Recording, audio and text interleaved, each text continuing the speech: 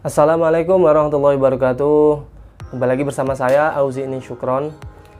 Salah satu metode penentuan arah kiblat yang paling favorit dan sangat murah meriah yaitu metode Rosdul Kiblat. Jadi definisinya adalah ros itu kan melihat atau observasi, kiblat ya berarti arah yang kita tuju. Berarti Rosdul Kiblat itu observasi kiblat.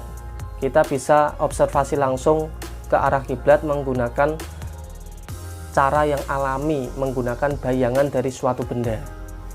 Jadi ini cara yang murah meriah. Kita tidak perlu membeli alat teodolit, tidak perlu mizwala, tidak perlu yang lain. Kita hanya perlu menggunakan tongkat atau sejenisnya, atau misalnya bandul yang talinya agak tebal juga bisa. Nanti kita tegakkan di tanah yang datar, di permukaan tanah yang datar.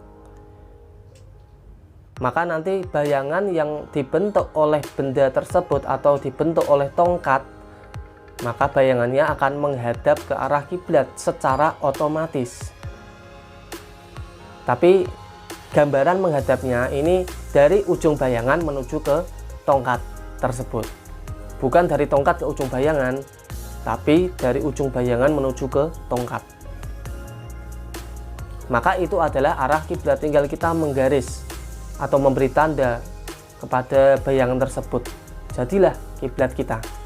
Kalian bisa mengukur di rumah kalian masing-masing, atau misalnya di masjid terdekat, atau di lapangan, atau di mall dan lain sebagainya. Itu bisa. Cara praktis menggunakan alat hanya tongkat. Secara umum, Rosdul Kiblat itu bisa kita bagi menjadi dua macam. Yang pertama adalah Rosdul Kiblat tahunan, yang mana Rosdul Kiblat tahunan ini itu hanya terjadi 2 kali dalam setahun, yaitu tanggal 15 Mei jam 16.27 WIB dan tanggal 27 Juni jam 16.17 WIB. Ini untuk daerah yang bagian barat ya, Indonesia. Kalau daerah waktu Indonesia Tengah atau waktu Indonesia Timur tinggal ditambahkan saja menurut acuan GMT.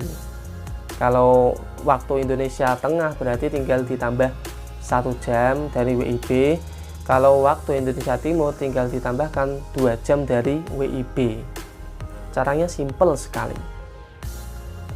Untuk yang kedua yaitu Rosdul Kiblat harian. Ini kita harus menghitung secara manual.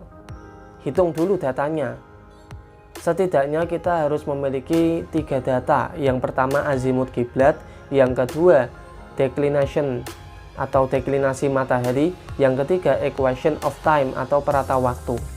Nanti kita menggunakan rumus-rumus sudut bantuan yang akhirnya nanti akan menemukan jam di mana terjadi Rosdul Kiblat harian. Setiap hari berbeda-beda, tergantung nilai deklinasi, equation of time, dan azimut kiblatnya.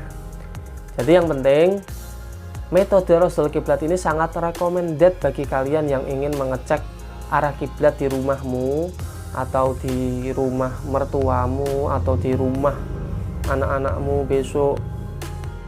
Bisa, dan hanya modal tongkat saja, ditambah dengan semacam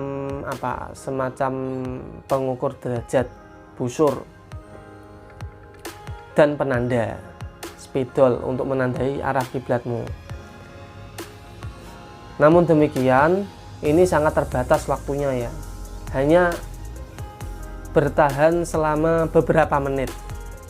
Jadi waktunya harus tepat dan waktunya harus sesuai dengan jam internasional. Jadi nanti sebelum mengukur harus dicocokkan dahulu jam kita dengan jam BMKG misalnya.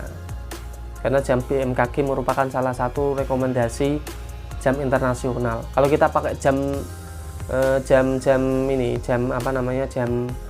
yang manual, jam analog.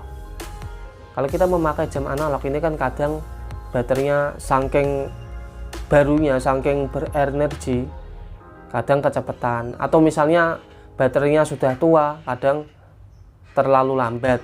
Makanya kita harus mencocokkan dulu jamnya dengan jam BMKG. Kalian bisa membuka di websitenya BMKG. Oke, sekian dulu dari saya. Assalamualaikum warahmatullahi wabarakatuh.